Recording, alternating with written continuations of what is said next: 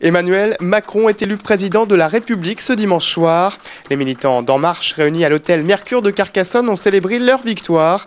Marie-Hélène Régnier voit dans cette élection l'aboutissement d'un an de travail pour mener le candidat au pouvoir. Très heureuse, surtout que la victoire est nette, sans appel, l'écart est important. Oui, je suis très heureuse. Je me suis consacrée exclusivement à la campagne présidentielle d'Emmanuel Macron.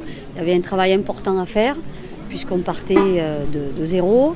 Je n'ai pas déposé de dossier auprès de la Commission nationale d'investiture.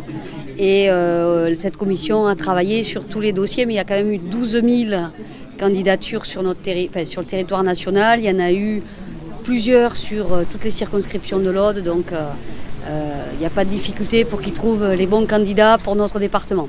Du côté de Jean-Claude Pérez, ex-PS soutien de la première heure d'Emmanuel Macron durant la campagne, c'était également la joie. Le député de la première circonscription de l'Aude est satisfait de ce résultat et a déjà le rivet sur les législatives. Plus de 65%, mais vous vous rendez compte, c'est un résultat exceptionnel.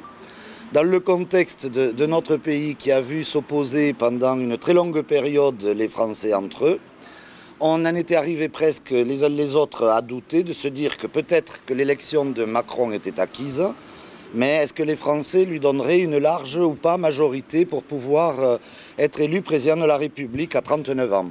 C'est plus de 65%, c'est un signe de France unie, c'est le signe où les sectaires ont été mis de côté et les gens de bonne volonté, celles et ceux dont l'humanisme les caractérise, les rassemble et leur permet de se retrouver comme à cette permanence ce soir. Je souhaite continuer ma tâche, je déposerai ma candidature comme député de la circonscription parce que je considère que la tâche, la mission, la raison d'être, ma vocation, c'est les Audois avant tout, avec le président de la République. Les Audois avant tout, avec le président de la République.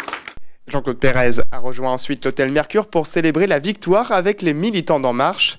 Et forcément, au Front National de l'Aude, c'est la déception ce dimanche soir. Les militants de Marine Le Pen ont accueilli les résultats à la mairie de Trèbes. Même si la présidentielle est perdue, à la section départementale du FN, on prépare déjà la bataille des législatives. Nous sommes tristes pour la France. Je suis triste pour la France, triste pour les Français qui vont se réveiller demain avec la gueule de bois, puisqu'ils auront élu tous ceux qu'ils ne voulaient pas auparavant.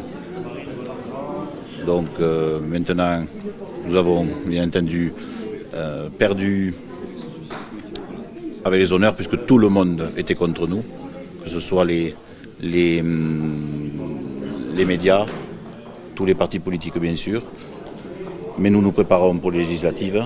La bataille n'est pas perdue et nous allons bien entendu axer tous nos efforts maintenant sur les législatives pour avoir une plus grande majorité.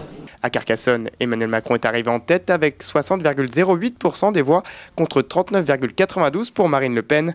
Des résultats qui bousculent le paysage politique audois et qui annoncent des élections législatives inédites.